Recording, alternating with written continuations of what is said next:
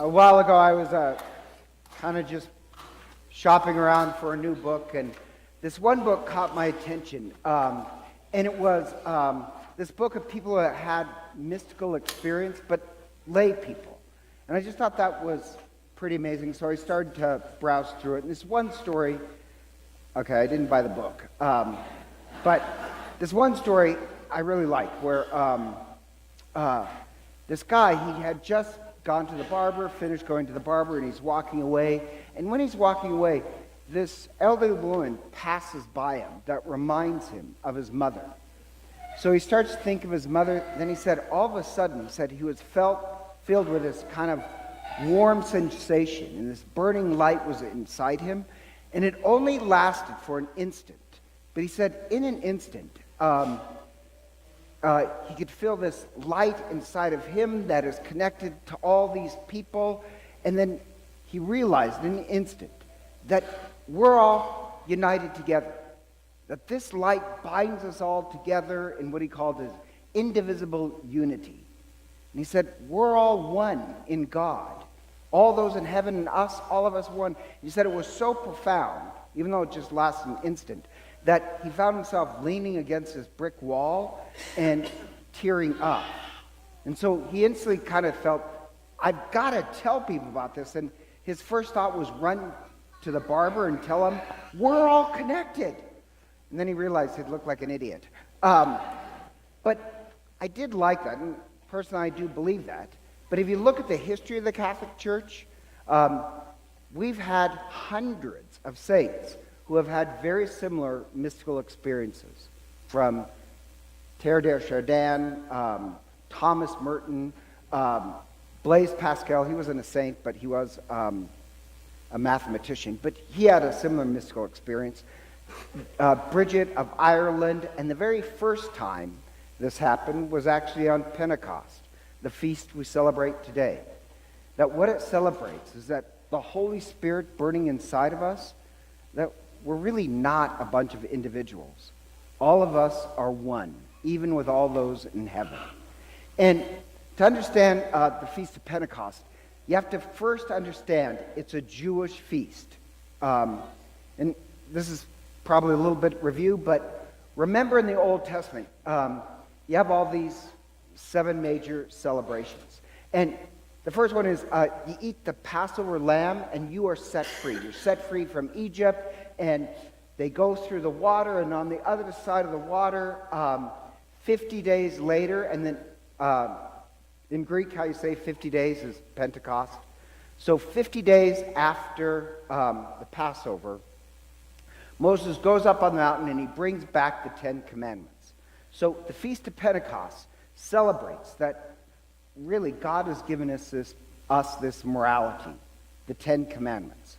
So that's the feast, except over the centuries you had prophets saying, when the Messiah comes, the Messiah will pour out the Holy Spirit on all people. And this promise that we'll become one, as diverse as we are, all of us will be one. And the same way, the Messiah will be a new Moses and a new Passover, the Eucharist, and a new Sinai. Also, with the giving of the Holy Spirit, we'll have a new law. And like one prophet, I like it, where he says, the same way God wrote the 10 Commandments with the fire of his finger on stone tablets, in the new Pentecost, God will write with the fire of his finger his law inside the human heart. And so it celebrates this evolution that really, as Catholics, we don't follow the 10 Commandments. What we follow is the Holy Spirit inside of us. That's our law. That tells us what true morality is. And I know that sounds strange, but we would say, well, that is true morality. To become so quiet, your ego so quiet, that you can hear what the Holy Spirit is telling you to do. And as it says in the Bible, when the Holy Spirit tells you to turn left, you turn left. When it tells you to turn right, you turn right. And that takes years and years of prayer. But we'd say that's true morality. The 10 Commandments, that's morality on training wheels. The ultimate morality is really inside us. And so we'd say True morality, it's an inside job. It's a Holy Spirit inside us. We'd say, really, when it comes to the Holy Spirit, we could say that about anything. True joy, we would say, is actually inside us. It's not the things outside us that can bring us joy and happiness. They've even did the study, I mentioned it before, they did this famous study where they track lottery winners and they test their happiness out. And after 6 months, they're as miserable as they were before. And I would love to give that one a shot, Jesus.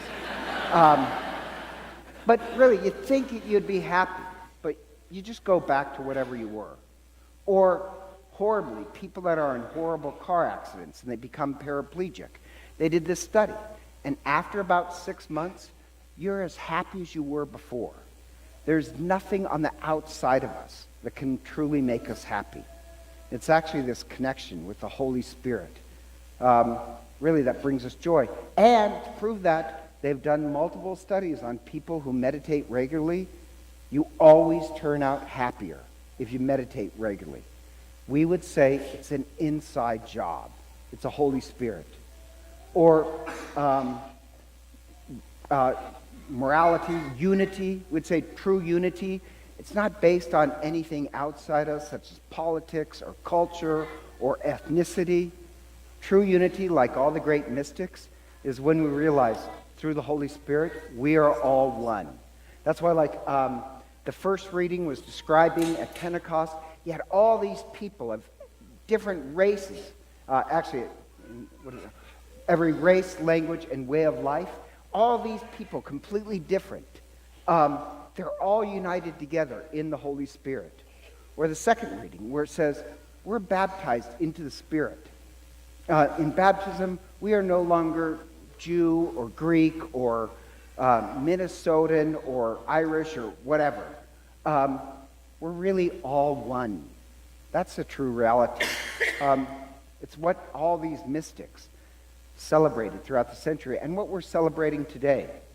Now, granted, this is an evolution morality, but you start off with rules and regulations, and then you learn how to obey the Holy Spirit inside you. So I just mentioned that because for parents, let's face it, if you're going to teach your kids morality, you have to start with rules and regulations.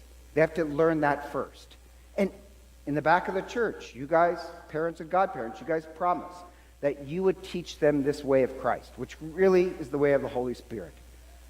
Hopefully, through your training, they will learn to obey love, the Holy Spirit in them. First, you have to give them rules and regulations.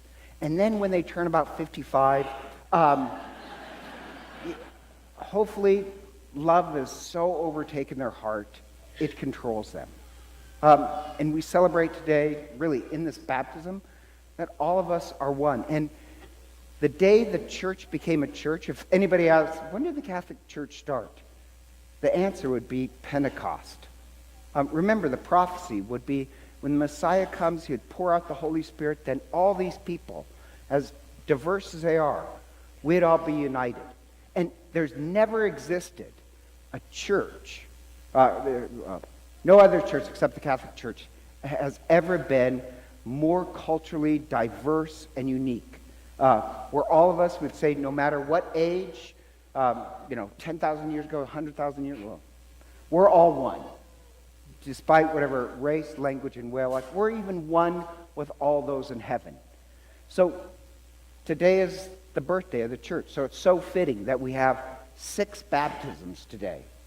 They're going to join us, as this guy said at the beginning, in this indivisible oneness with God and each other.